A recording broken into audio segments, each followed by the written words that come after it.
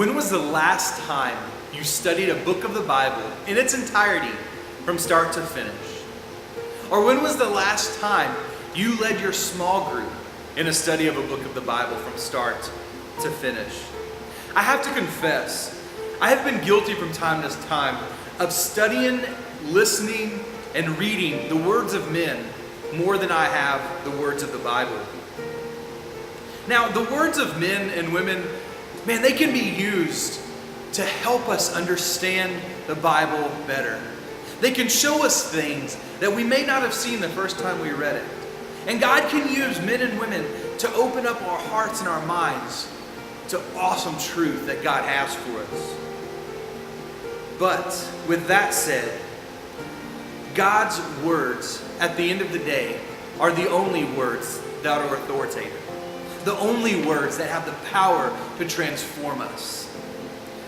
So as a small group leader, we are about transformation. We are about our group members and ourselves becoming fully devoted followers of Jesus. So if we are about making disciples, making men and women who are followers of Jesus, we must be about the words that transform us into that follower of Jesus. As a small group leader, we often think that community is our number one priority. We often think that building a tight-knit group of people is the number one thing we're doing.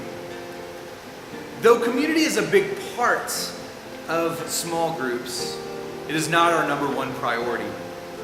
The number one priority is that we create fully devoted followers of Jesus. That God uses us to point men and women to His Word to make fully devoted followers of Jesus. So what does it look like to prepare to facilitate a Bible study through an entire book of the Bible? Well, first, you have to know the who, what, when, where, and why of a book. For instance, in the book of Colossians, you have to know who wrote it. Who was the author writing to? Why was he writing to that group of people? Once you then know the who, what, when, where, and why, once you know the context, I would then go through and I would take a week and I would just read that book through and through as many times as you can. Just take a week and read it over and over and over again. Once you've done that, I then break down, and I would break it down in main ideas. Kind of look at what verses flow together to make complete thoughts. It's awesome. In some of the tools that we listed, it'll actually help you do that. It'll break it down for you. Then I go through and I study it verse by verse. I walk through and I study each line, each idea together. So what does it look like to study it verse by verse? Well, the first thing we have to know as we study verse by verse is that the rest of the Bible is the only authoritative opinion about that verse. So in other words, what does the Bible say about the Bible? You'll want to turn to other places in the Bible that talk about those verses, or that maybe have some of the same words. So you'll read those, put those ideas together. Next, what are some key words? What do some of the key words of that verse mean? There's an awesome website called blueletterbible.org. If you go to blueletterbible.org and you type in your verse or your verses in the top upper right hand corner, they will then pop up, and they'll pop up verse by verse. If you then click on the button that says Tools, on a particular verse, it'll then pop up each verse word by word. And then right in the middle, under the column Strong's, if you click on one of the hyperlinks, it'll then take one particular word and give you the definition. So really what this website does is it breaks it down verse by verse, word by word, and then can give you the definition of that word. Because when you have the definition of a word, you will then see the true meaning of what that verse means. The last thing I would do in studying verse by verse is read commentaries. What commentaries are is it literally is one man or numerous men's opinion on that verse. Now, like we said, we're here to study the Bible. We're here to study the words of God and not other men. See, in studying verse by verse, sometimes we're so quick to go to the commentary and just read what one man says and think that's what it means. So I would encourage you to read multiple commentaries. Get many different views as you form your opinion, as you form your view, as God uses you. So once you've studied verse by verse, and once you have an idea of the verse and kind of got a good grip of those verses, then you want to prepare to lead your lesson through facilitating. Because we don't want you as a small group leader to just stand up behind a podium like I'm doing now. We want you to engage and to have everyone in your group engage in what you've learned. Now, this actually takes a little bit more preparation because to teach it and to stand behind a podium, you really just have to study it and regurgitate it. But to lead through facilitating, you have to know your verses. You have to know what the writer's saying very thoroughly, so then you could form questions to teach what you have already learned. So how I would lead through the facilitating of Colossians chapter 1, verse 15. He is the image of the invisible God, the firstborn over all creation. You see, verse 15 paints a beautiful picture. The Greek word for image also translates icon, which means copy or likeness. So if we want to get a better understanding of who God is, we must study Christ. So let me ask you the question. What attributes of Jesus do we see through the Gospels? Hopefully some people in your group would say compassion, love, mercy. We see Jesus caring for others. So we would have some great discussion and some great dialogue around the attributes of who Jesus is. And we would put those directly to who God is.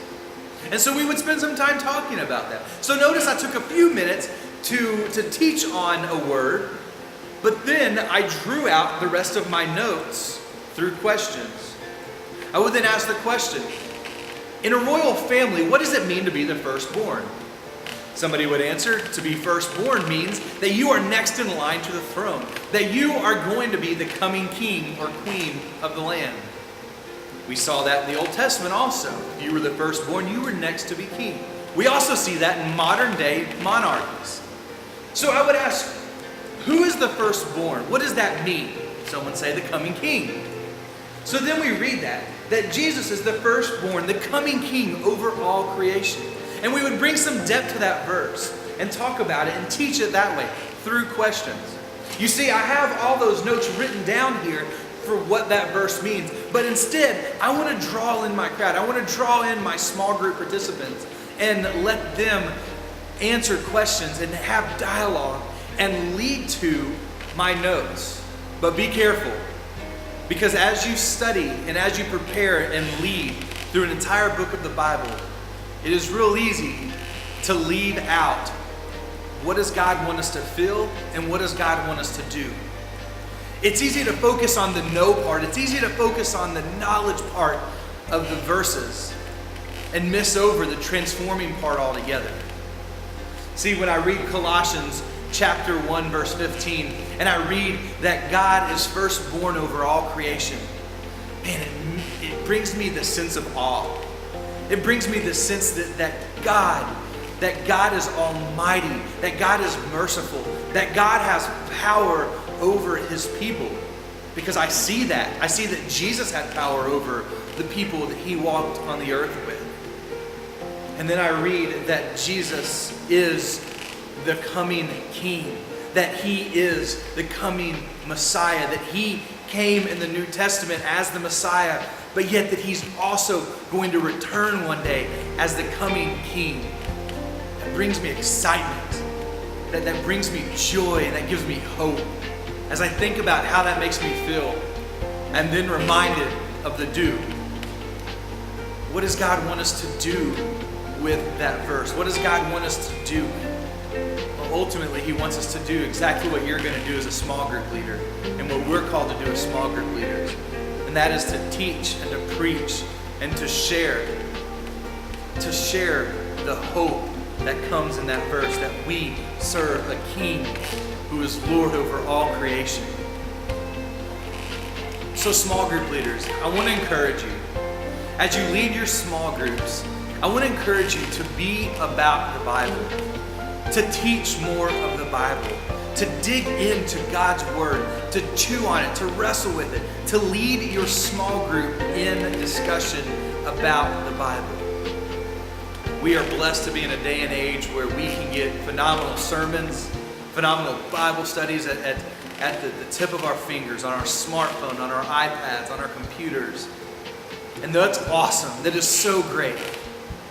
But small group leaders, may we be careful that we don't study more of the words and the opinions of men than we do the words of God. Because it is God's word alone that transforms us, that brings us to being fully alive, that brings us to a place of being a fully devoted follower of Jesus. Small group leaders, thank you for all that you do. We love you, and as always, we're praying for you.